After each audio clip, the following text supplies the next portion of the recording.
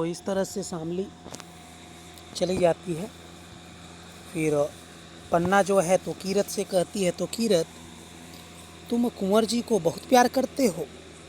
कीरत कहता है कि अन्नदाता, प्यार कहने में जबान पर कैसे आए, अर्थात प्यार ऐसी चीज़ नहीं जो हम अपनी जुबान से प्रकट कर सके कि इतना प्यार करते हैं। वो तो दिल की बात है, मौके पे ही देखा जाता है। जब अवसर मिलेगा, मौका आएगा तो अवश्य उसी समय देखा जा सकता है, या फिर मैं दिखा सकता हूँ। और कहने को तो मैं कह ही चुका हूँ, ऐसा होना है। तो ये मीनिंग होगा उसका कि कह ही चुका हूँ कि उनके लिए अपनी जान तक हाजिर कर सकता हूँ। तो इसकी भाषा थोड़ी अलग है और उसका मतलब आपको समझना है। पन्ना कहती है जान तक हाजिर कर सकते हो, मतलब जान तक दे सकते हो। कीरत कहता है कि ऐसी बातों में तीन तिरबाचा नहीं हारते। तो तीन तिरबाचा नहीं हारना मतलब कि व्यर्थ की बात नहीं करते, मतलब ऐसी व्यर्थ की बात नहीं करते कि बस नहीं मैं बहुत प्यार करता हूँ, जान भी दे सकता हूँ, ऐसा कुछ। तो ये सब व्यर्थ की बात कोई कहने की चीज़ नहीं है। या मौके पे ही मतलब मौका आने पर, समय आने पर ही देखा जाता है। तो इस पर व्यर्थ की बात करना न तो उचित है और न तो करनी चाहिए ऐसा। तो पन्ना कहती है तो वह मौका आ गया है कीरत, मौका, कैसा मौका? पन्ना, कुंवर जी को बचाने का।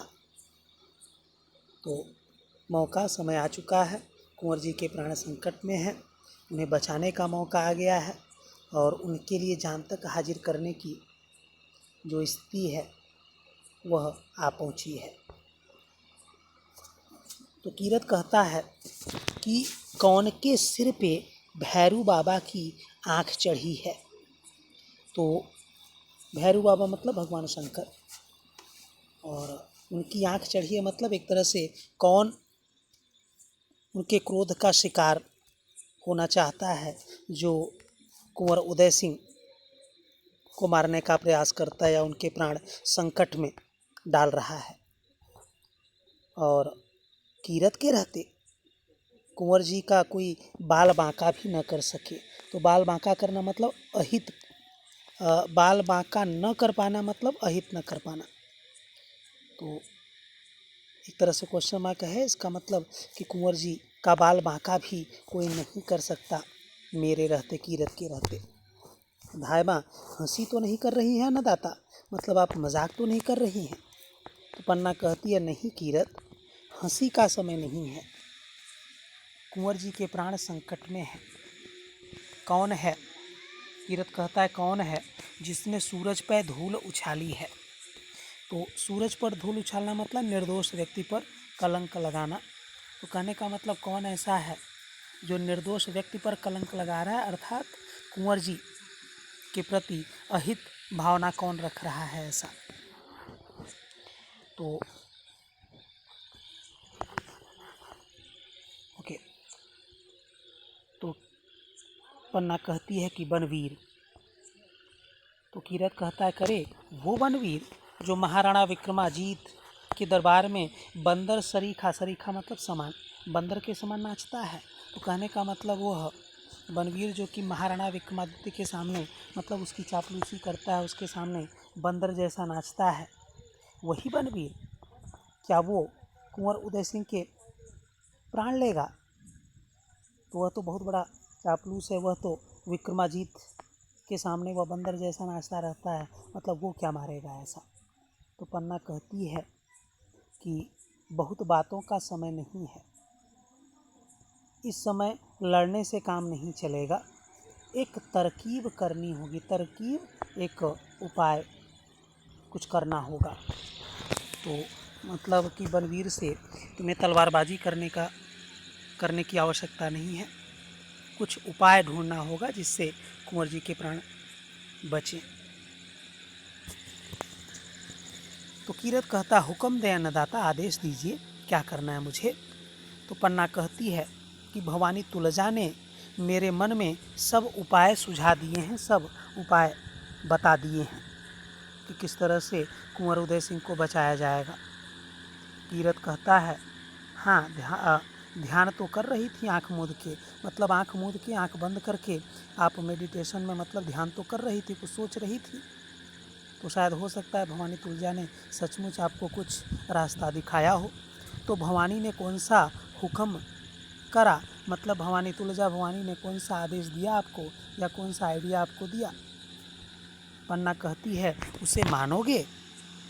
तो कीरत कहता है, अन्नदाता सिर माथे, सिर चढ़ा के मानूंगा।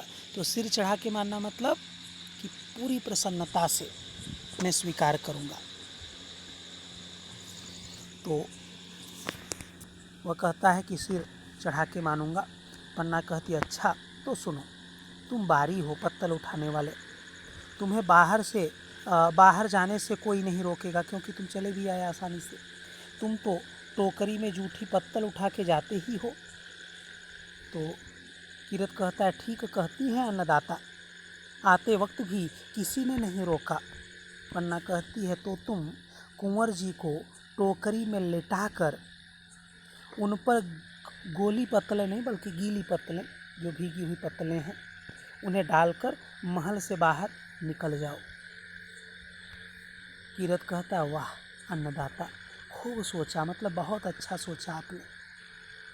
मैं ऐसे निकल जाऊंगा कि सिपाही लोग मुंह देखते रह जाएंगे तो कुंवर जी कहाँ हैं। तो मतलब मैं बिल्कुल ऐसे निकल जाऊंगा कि वे समझ ही नहीं पाएंगे कि मैं कुंवर जी को लेकर जा रहा हूँ, और मुझे कोई रोकेगा तो है ही नहीं। तो बताइए कुंवर जी कहाँ हैं, तो लेके जाता हूँ मैं ऐसा।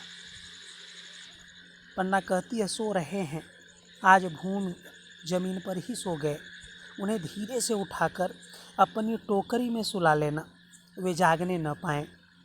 कीरत कहता है, अन्नदाता, उनको पता भी नहीं चलेगा कि कहाँ से कहाँ सो रहे हैं, अर्थात कहाँ से कहाँ पहुँच गए उनको पता भी नहीं चलेगा। इतनी सावधानी से उठाऊंगा, टोकरी में रखूंगा और लेकर जाऊंगा। पन्ना कहती है, गहरी सांस लेकर, मतलब एक लंबी गहरी सांस लेकर वह कहती है कि चित्तौड़ का राजकुमार पत्तल ओढ़ के सोएगा, कौन जानता था। मतलब ये चित्तौड़ के भावी होने वाले राजकुमार राजा हैं, अभी चित्तौड़ के राजकुमार हैं, और यह दिन आ गया कि इनको जूठा पत्तल ओढ़ के सोना पड़ेगा। ऐसा कोई जानता था भला इसकी किसी ने कल्पना भी की थी। तो इस तरह के दिन देखने पड़ते थे। वैसे तो समय परिवर्तनशील है, आज जैसा है जरूरी नहीं कि कल भी वैसा रहे। तो और इन्हीं जो कुंवर उदय सिंह की बात हो रही है, जिसको बचाने की बात हो रही है, तो इनके ही बेटे थे महाराणा प्रताप, जिनको महीनों जंगल में बिताने पड़े, घास की रोटी लोग कहते हैं उन्होंने खाया था ऐसा करके। तो इस तरह से कि कब कौन से दिन देखने पड़ जाए कुछ कहा नहीं जा सकता। तो चित्तौड़ का राजकुमार पत्तल ओढ़ के सोएगा, कौन जानता था। कीरत कहता है कि यह सब भाग्य की बात है, भाग्य की बात है अन्नदाता। आज पत्तल ओढ़ के सोएंगे, कल साल दुसाला ओढ़ के सोएंगे। तो मतलब आज मुश्किल का समय है तो पत्तल ओढ़ के सोएंगे, पर कल उनके प्राण अगर बचे रहेंगे तो वे फिर चित्तौड़ के राणा बनेंगे, राजा बनेंगे, और फिर साल दुसाला ओढ़ेंगे। तो साल मतलब सॉल, और दुसाला उसी तरह का होता है, और थोड़ा वो लेंथ में बड़ा होता है, कीमती होता है, सॉफ्ट वूलन होता है, तो वही लगभग मिलता जुलता साल दुसाला। पन्ना कहती है, तो तुम जाओ जल्दी करो। कीरत, बहुत अच्छा अन्नदाता, कुंवर जी कहाँ हैं। पन्ना, मेरे कमरे में नीचे ही सो गए हैं, तुम उन्हें उठा के तो ले जा सकोगे ना। कीरत कहता है, अन्नदाता, अगर हुक्म करें, आदेश दें, तो बनवीर तक को सिर पे उठा के ले जा सकता हूँ। तो इस तरह से वह कहता है कि मतलब कि वह कुंवर उदय सिंह को उठा के आसानी से लेकर चला जाएगा। पन्ना कहती है, ठीक है, तुम्हारी टोकरी भी तो काफ़ी बड़ी है। कीरत कहता है कि अन्नदाता, आपके जश ने, जश मतलब आपकी कृपा ने ही तो मेरी टोकरी बड़ी कर दी है। सारे राजमहल की पत्तलें छोटी टोकरी में कैसे आ सकती हैं।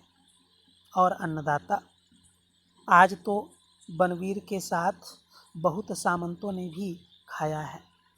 मैंने भी सोचा कि आज बड़ी टोकरी ले चलूं, सो इसलिए वो ही लाया हूँ। तो मतलब रोज़ ऐसा बड़ी टोकरी नहीं लाता था, क्योंकि आज उत्सव था, रास रंग था, तो बहुत सारे सामंतों ने खाया, बहुत सारे लोगों ने खाया, तो ढेर सारी जूठी पत्तलें होंगी, यह सोचकर आज वह बड़ी टोकरी लेकर आया।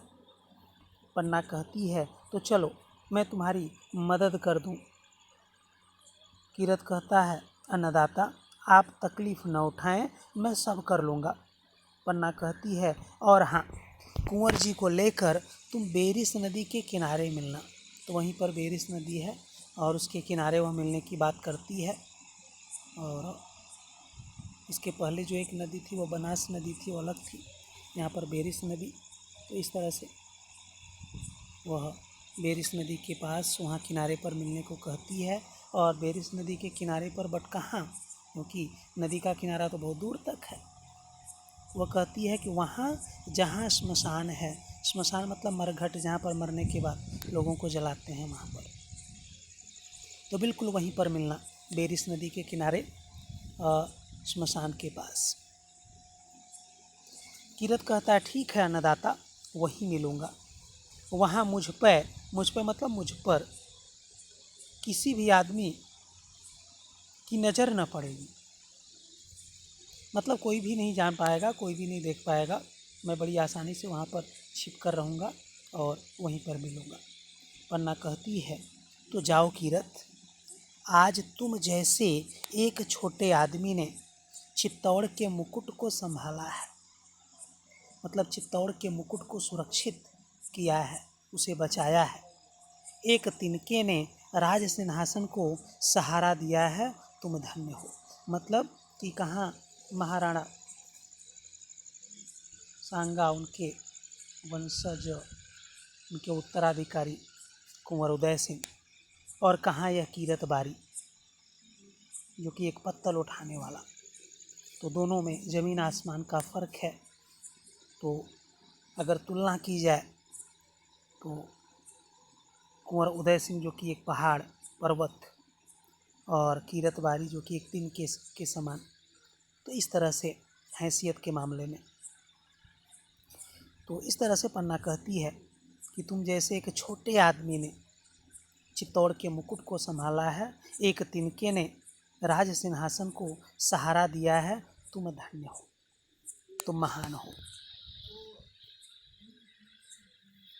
कीरत कहता है कि अन्नदाता, धन्य तो आप हैं कि मुझको आपने ऐसी सेवा करने का काम सौंपा है, यह जिम्मेदारी दी है, तो मैं चलूं? फिर तब तक शामली का प्रवेश, तो ध्यान देना, शामली प्रवेश करती है। कहाँ गई थी शामली, क्योंकि उसको पन्ना ने ही भेजा था कि जाकर देखो ज़रा सिपाही कहाँ कहाँ पर और कितने कितने हैं, तो वही देखने गई थी। और जब तक वह आई तब तक पन्ना और कीरत में बातचीत हो गई कि किस तरह से कुंवर के प्राणों की रक्षा होगी। तो उसके बाद फिर शामली प्रवेश करती है, आती है और कहती है कि धायमा, महल चारों तरफ सिपाहियों से घिर गया है। उत्तर की तरफ, उत्तर नॉर्थ की तरफ 7 सिपाही हैं, बाकी तीनों तरफ 20-20 सिपाही पहरा दे रहे हैं। पहरा देना, सुरक्षा देना। शायद उत्तर की तरफ के सिपाही बनवीर को लेने गए हैं। तो कहने का मतलब केवल उत्तर की तरफ 7 हैं, बाकी की तरफ 20, तो बाकी जो भी 12-13 सिपाही हैं उत्तर की तरफ के, वे सब शायद बनवीर को लेने गए हैं कि बनवीर आएगा और यहाँ कुंवर उदय सिंह की हत्या करेगा। और बाकी सिपाही इसलिए चारों तरफ घिरे हैं ताकि कुंवर उदय सिंह किसी भी तरह यहाँ से भाग न पाए। पन्ना कहती है, कोई चिंता की बात नहीं शामली, तुम यहीं ठहरना, रुकना, मैं अभी आती हूँ। तो शामली जो है वह कहती है कि देख के क्या करोगी, मैं तो देख आई हूँ। कुंवर को बचाने का कोई उपाय सोचो। तो शामली को ऐसा लगता है कि जब पन्ना कहती है कि तुम यहीं पर रुको, मैं अभी आती हूँ, तो शामली को लगता है कि जैसे वह भी देखने जा रही है कहाँ कहाँ पर कितने सिपाही हैं। जबकि वह कहाँ जा रही थी पन्ना, कीरत को लेकर कुंवर उदय सिंह को दिखाने के लिए कि वहाँ पर सो रहे हैं, आप उसे उठाकर सावधानी से लेकर जाओ। पर यह बात शामली को पता नहीं था। शामली तो यही समझती है कि पन्ना फिर से यह देखने जा रही है कि कहाँ पर कितने सिपाही हैं। तो इसीलिए वह कहती है, जब पन्ना कहती है कि कोई चिंता की बात नहीं शामली, तुम यहीं ठहरना, मैं अभी आती हूँ, तो शामली कहती है कि देख के क्या करोगी, मैं तो देख आई हूँ, कुंवर को बचाने का कोई उपाय सोचो। तो पन्ना कहती है मैं अभी आती हूँ। फिर कीरत से कहती है चलो कीरत। तो दोनों प्रस्थान करते हैं, दोनों जाते हैं, पन्ना भी और कीरत भी। तो पन्ना लेकर जाती है कीरत को कि कुंवर उदय सिंह कहाँ पर सोए हैं, उनको उठा कर ले जाओ। शामली, अब चूँकि वहाँ पर शामली अकेली रहती है कुछ देर, तो अपने मन में ही विचार करती है, मतलब वह धीरे धीरे फुसफुसाती है, कहती है या सोचती है कि न जाने धाय माँ क्या सोच रही हैं। कीरत बारी भी अब तब से यहीं बना है, तब से यहीं बना है मतलब तभी से यहीं पर खड़ा है। क्या होगा, हाय बनवीर ने महाराणा को रक्त में नहला दिया, मार दिया। दुष्ट बनवीर, तुझे नरक भी चैन से न मिलेगा। तो तू नरक का भी अधिकारी नहीं है। जो बुरा कर्म करता है वह नरक में जाता है, ऐसा लोगों का मानना है। पर बनवीर इतना बुरा है कि वह नरक के योग्य भी नहीं है। कुंवर उदय सिंह पर आंख लगाई है, भवानी कुंवर की रक्षा करो, रक्षा करो। तो कुंवर उदय सिंह पर आंख लगाए मतलब कि अब सीधा अपना जो टारगेट है वह कुंवर उदय सिंह पर, उसे मारने को सोच रहा है। हे भवानी, हे माँ दुर्गा, हे माँ काली, कुंवर की रक्षा कीजिए, रक्षा कीजिए। तभी फिर पन्ना प्रवेश करती है, जो भी कीरत के साथ गई थी। पन्ना कहती है अब ठीक है, कुंवर की रक्षा हो गई। शामली प्रसन्नता से हो गई, हो गई, हो गई कैसे? पन्ना कहती है कि कीरत ने अपनी टोकरी में कुंवर को सुला दिया, ऊपर से पत्तलें ढक ली और उन पर पानी छिड़क दिया, और वह उन्हें लेकर बेखटके बिना किसी रोक टोक के महल से बाहर हो जाएगा और कोई उससे कुछ पूछेगा भी नहीं। कुंवर जी बच गए, कुंवर जी बच गए। तो इस तरह से पन्ना और कीरत के बीच में जो बात हुई थी, जो रास्ता उन लोगों ने सुझाया था एक दूसरे को, तो वह बात वह शेयर करती है, बताती है शामली से और कहती है इस प्रकार कुंवर जी बच गए। शामली कहती है वाह वाह धाय माँ, बहुत अच्छा सोचा, बहुत अच्छा सोचा। सिपाही समझेंगे कि बारी जूठी पत्तल ले जा रहा है, कोई उससे कुछ पूछेगा भी नहीं, कुंवर जी बच गए। तो इस तरह से बहुत अच्छा सोचा, कुंवर जी अब निश्चित रूप से बच गए। फिर उसके बाद पन्ना कहती है चित्तौड़ के भाग्य से ही बचेंगे। कहने का मतलब कि अगर चित्तौड़ का भाग्य होगा, चित्तौड़ के भाग्य में अगर कुंवर उदय सिंह को राजा बनने का सौभाग्य अगर मिलना होगा तो अवश्य ही वे बचेंगे, वे चित्तौड़ के भाग्य से ही बचेंगे। मतलब कि अगर बचेंगे तो वह चित्तौड़ का भाग्य होगा, और अगर नहीं बचे तो समझ लो चित्तौड़ का अभाग्य है, दुर्भाग्य है। शामली कहती है जरूर बचेंगे, पर धाय माँ वह सब तुम्हें किसने सुझाया, मतलब यह आइडिया तुमको किसने दिया? पन्ना कहती है भवानी ने। मैंने आंखें बंद कर उनका ध्यान किया। भवानी वही तुलजा भवानी, माँ दुर्गा, माँ काली, माँ पार्वती, ये सब एक ही हैं, अलग अलग नाम से लगभग जाने जाते हैं, समझो आप। तो लगभग इनके 8 रूप हैं और 8-9 रूप हैं जो कि नवरात्र में पूजे जाती हैं।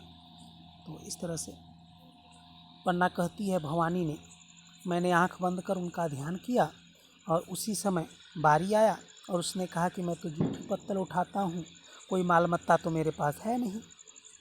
टोकरी है, उसमें पत्ते हैं, बस भवानी ने यही बात मुझे सुझा दी, बता दी कि पत्ते हैं, मालमत्ता तो है नहीं, कोई रोकेगा नहीं, कोई टोकेगा नहीं, और इसी में बैठा के कुंवर उदय सिंह को भेज दो यहाँ से। तो यह बात सुझा दी भवानी ने। शामली कहती है, पर एक बात है धाय माँ। पन्ना, क्या? शामली, बनवीर यहाँ जरूर आएंगे, वे तुम्हारे महल में कुंवर जी की खोज करेंगे। जब वे कुंवर जी को न पाएंगे और तुमसे पूछेंगे तो तुम क्या उत्तर दोगी? पन्ना कहती है कि कह दूंगी कि मैं नहीं जानती। शामली कहती है, इससे वे नहीं मानेंगे। क्रोध में आकर अगर उन्होंने तुम्हारे ऊपर तलवार चला दी तो कुंवर जी तुम्हारे बिना कैसे जिएंगे? तो कहने का मतलब, कुंवर जी तुम्हें इतना स्नेह करते हैं, प्रेम करते हैं, तुम्हारे बिना एक पल भी नहीं जी सकेंगे वे। तो इस तरह से मतलब तुम्हारा जिंदा रहना भी बहुत ज़रूरी है। अगर तुम्हें कुछ हो गया तो कुंवर उदय सिंह भी नहीं बचेंगे। पन्ना कहती है, मैं अपने प्राणों की भिक्षा मांगूंगी बनवीर से, जो चित्तौड़ की किसी नारी ने नहीं मांगी। मतलब चित्तौड़ की जो नारियां हैं वे जल जाना पसंद करती हैं, अपने आप को समाप्त करना पसंद करती हैं, पर किसी के सामने प्राणों की भीख मांगना, यह चित्तौड़ के राजस्थान की जो नारियां हैं, जो स्त्रियां हैं, वे ऐसा कभी नहीं करती। तो ऐसा विचित्र एक अजीब सी भिक्षा वह अवश्य दे देंगे, क्योंकि यह भिक्षा आज तक किसी ने नहीं मांगी। एक अजीब सी भिक्षा है चित्तौड़ के लिए, मेवाड़ के लिए। तो हो सकता है कि वह जरूर ही मुझे यह भिक्षा दे दे, अर्थात मेरे प्राणों को वह छोड़ दे ऐसा। शामली कहती है, बनवीर के सिर पर खून चढ़ गया है, अर्थात वह खून का प्यासा हो चुका है, वह दैत्य राक्षस बन गया है। कुंवर जी को न पाकर वह तुम्हें जरूर मार डालेगा। पन्ना, मुझे उसकी चिंता नहीं शामली, मतलब मैं मर जाऊंगी तो भी मुझे कोई परवाह नहीं। शामली कहती है, पर चिंता कुंवर जी की तो है, तुम्हारे बिना वे भी जीवित नहीं रहेंगे, फिर तुम्हारा बलिदान चित्तौड़ के किस काम आएगा? कुंवर जी को तो जीना ही चाहिए। तो मतलब अगर तुम मर गई तो कुंवर जी भी बचेंगे नहीं, और फिर तुम्हारा मरना, अपने प्राणों की बलिदानी देना, यह चित्तौड़ के किसी काम ही नहीं आएगा, क्योंकि जिस वजह से तुम मरोगी कुंवर जी की रक्षा के लिए, तो कुंवर जी भी तुम्हारे बिना नहीं बचेंगे, तो फिर तुम्हारा यह बलिदान किस काम आएगा? तो कुंवर जी को तो जीना ही चाहिए, अर्थात उसके लिए तुम्हें भी जीना आवश्यक है। पन्ना कहती है, सचमुच कुंवर जी मेरे बिना नहीं जिएंगे, थोड़ी सी बात पर तो रूठ जाते हैं, और मुझे न पाकर उनका क्या हाल होगा?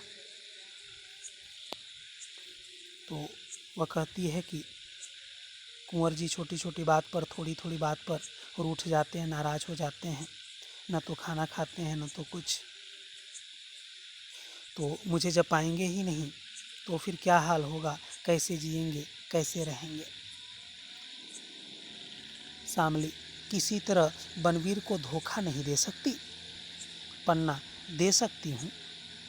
शामली, किस तरह? पन्ना कहती है कि कुंवर जी की सैया मतलब बिस्तर पर किसी और को सुला दूंगी, वह क्रोध में अंधा रहेगा ही, पहचान भी नहीं सकेगा यह कौन सोया है। शामली कहती है, तो कुंवर जी की सैया पर बिस्तर पर किसे सुला दोगी? पन्ना कहती है, किसे सुला दूंगी? फिर सोचती है और सोचकर कहती है कि शामली, मेरे हृदय पर वज्र गिर रहा है। वज्र मतलब एक तरह से पत्थर। तो कोई भी मजबूत चीज़ जो कभी टूटे ना, उसको वज्र बोलते हैं। तो वज्र एक तरह से कठोर और मजबूत चीज़ का प्रतीक है। मेरी आँखों में प्रलय का बादल घुमड़ रहा है, तो मेरी आँखों में ऐसा लग रहा है कि जैसे प्रलय मतलब एकदम विनाश की स्थिति ऐसी आ चुकी है। बादल चारों तरफ घिर पड़े हैं, घुमड़ रहे हैं, घूम रहे हैं। मेरे शरीर में शरीर के एक एक रोम में, रोम मतलब शरीर का एक छोटा से छोटा बाल, उस पर बिजली तड़प रही है। तो कहने का मतलब यह है कि जैसे मेरे शरीर में, मेरे हृदय पर वज्र गिर पड़ा है, जैसे मेरी आँखों में एकदम प्रलय के बादल घूमने लगे हों, जैसे मेरे शरीर के एक एक रोम में बिजली तड़प रही है, यह स्थिति जब वह सोचती है कि कुंवर जी की सैया पर किसे सुलाएगी, तो उसका जो शारीरिक स्थिति है वह इस तरह की हो जाती है, वह एकदम उसके रोंगटे खड़े हो जाते हैं। शामली कहती है कि धाय माँ संभल जाओ। वह समझ जाती है कि पन्ना किसके बारे में बात कर रही है, कि कुंवर जी के सैया पर बिस्तर पर किसे सुलाएगी, और इसलिए शामली कहती है कि धाय माँ संभल जाओ, रुक जाओ, ऐसी बात न करो। कुंवर जी की सैया पर, मतलब कुंवर जी की सैया पर क्या तुम अपने पुत्र चंदन को सुलाओगी? मत, ऐसा मत सोचो, रुक जाओ, ऐसा सोचो भी मत, ऐसी बात भी मत करो। पन्ना कहती है सुला दूंगी, उसी को सुला दूंगी जो मेरी आँखों का तारा है, मुझे सबसे प्यारा है, चंदन, चंदन को सुला दूंगी। शामली फिर सिसकियाँ लेती है, रोने लगती है और कहती है चंदन को सुला दूंगी, उस नन्हे से लाल बच्चे को हत्यारे के तलवार के नीचे रख दूंगी और कह दूंगी कि इसके नन्हे से कलेजे पर हल्की सी चोट करना, बेचारा अभी बालक है, भीषण तेज प्रहार मतलब हमले से मेरा लाल, मेरा बेटा चौंक जाएगा, तो इस तरह से धीरे से प्रहार करना, ऐसा वह विनती करेगी और उसके तलवार के नीचे अपने बच्चे को कुंवर उदय सिंह की जगह पर सुला देगी।